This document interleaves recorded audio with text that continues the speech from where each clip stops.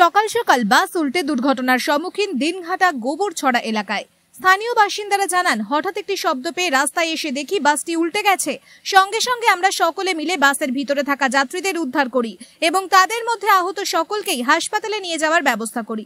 এই দুর্ঘটনায় কারোর মৃত্যু না হলেও যাত্রীরা অনেকেই গভীর আঘাত পান। এদের মধ্যে দুজন বাচ্চার অবস্থা গুরুতর ছিল। তাদের আরও বক্তব্য, সম্ভবত বাসটি বিহার বা অন্য কোনো জায়গা থেকে এসেছিল। গাড়ির ভিতরে প্রায় 40 থেকে 50 জনের মতো লোক ছিলেন। তারা সকলেই বাড়ি ফিরছিলেন। আর মাত্র কয়েক ঘন্টা বাকি লোকসভা নির্বাচন। তার আগেই দিনহাটায় গোবরছড়ায় এমন দুর্ঘটনা দেখে চাঞ্চল্য ছড়িয়েছে এলাকায়। আমরা শুনবো এই বিষয়ে স্থানীয় ব্যক্তি আলম হকের বক্তব্য।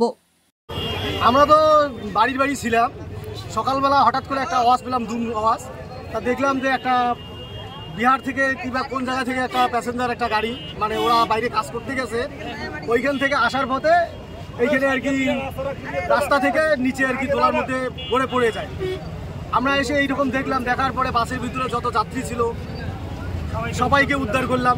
উদ্ধার করে সবাইকে ঠিক মতো উপরে উঠায় তারপরে অ্যাম্বুলেন্সে করে হাসপাতালে পাঠাই দিয়েছিলাম।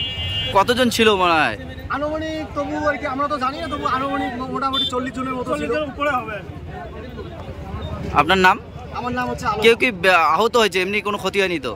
এমনি কিছু ক্ষতি হয়নি, সবার মাথার মধ্যে চোট লেগেছে, মাথা ফেটেছে, কারো আর কি মনে করে হাত ভেঙেছে। দুটো বাচ্চা ছিল, বিশেষ করে বাচ্চা দুটোর আর কি পরিস্থিতিটা একটু খারাপ আছে। আপনার নাম? আমার নাম আলম হক।